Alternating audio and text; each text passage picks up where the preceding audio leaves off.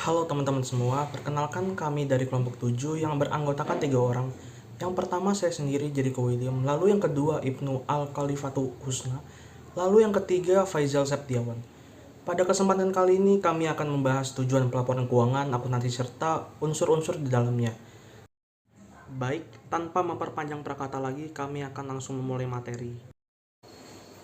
Tujuan pelaporan keuangan merupakan tingkat pertama atau tujuan dasar dari framework pelaporan keuangan. Tingkat pertama ini mengidentifikasi tujuan pelaporan keuangan, yaitu kegunaan pelaporan keuangan. Secara umum, pelaporan keuangan adalah laporan yang berisi pencatatan keuangan dan transaksi dalam sebuah bisnis, baik penjualan maupun pembelian. Sederhananya, pelaporan keuangan dibuat untuk mengetahui kondisi finansial perusahaan secara keseluruhan, sehingga para pengguna informasi akuntansi dapat melakukan evaluasi dan pencegahan dengan cepat dan tepat jika kondisi usaha sedang mengalami masalah. Biasanya suatu perusahaan akan menyiapkan dan menyajikan laporan keuangan secara berkala. Jadi dapat kelompok kami simpulkan bahwa tujuan pelaporan keuangan adalah memberikan informasi mengenai posisi keuangan, kinerja keuangan, dan arus kas entitas yang bermanfaat bagi sebagian besar kalangan pengguna laporan keuangan dalam pembuatan keputusan ekonomi. Baik, di sini saya akan menjelaskan unsur-unsur dasar laporan keuangan. Apa aja sih unsur-unsur dasar laporan keuangan? Yang pertama itu adalah aset. Aset adalah sumber daya dengan nilai ekonomi yang dimiliki atau dikendalikan oleh individu, perusahaan, baik maupun negara, yang diharapkan dapat memberikan manfaat di masa depan. Itu pengertian aset secara umum.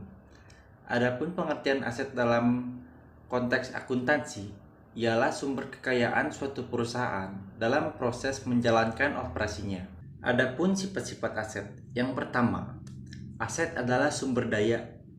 Yang kedua, aset dapat dikonversikan menjadi uang tunai. Yang ketiga, aset dapat diperjualbelikan. Yang keempat, aset dapat dikuasai oleh perorangan maupun perusahaan. Yang kelima, aset dapat bermanfaat di masa depan. Apa aja sih jenis aset? Jenis aset itu ada dua. Yang pertama, aset berwujud, dan yang kedua, aset tidak berwujud. Aset berwujud itu seperti bangunan, mesin, dan lainnya. Dan aset tidak berwujud itu seperti merek, misal merek Coca-Cola, Fanta, dalam bidang otomotif Mitsubishi, Toyota, seperti itu. Baik, unsur kedua dalam laporan keuangan yaitu ekuitas.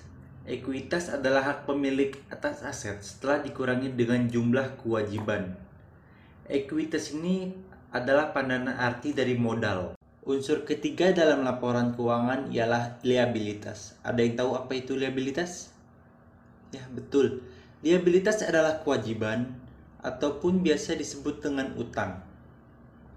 Pengertian liabilitas adalah kewajiban perorangan atau perusahaan yang harus dibayarkan pada periode waktu tertentu. Biasanya didasarkan pada nilai uang.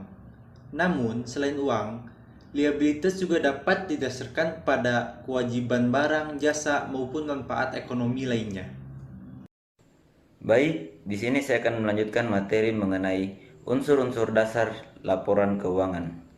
Berikutnya ada income. Income adalah jumlah uang yang diterima oleh perusahaan atau organisasi dari kegiatan aktivitas seperti penjualan produk atau jasa kepada pelanggan.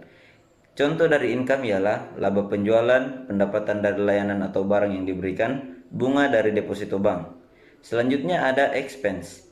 Expense merupakan jenis pengeluaran yang digunakan untuk membantu proses perolehan barang atau jasa yang kemudian mempengaruhi pendapatan suatu perusahaan. Contoh dari expense adalah beban penyusutan, beban pemasaran, dan beban bunga. Sekian dari saya, terima kasih. Demikian akhir presentasi dari kami. Semoga materi ini bermanfaat untuk kita semua. Kurang lebihnya mohon maaf.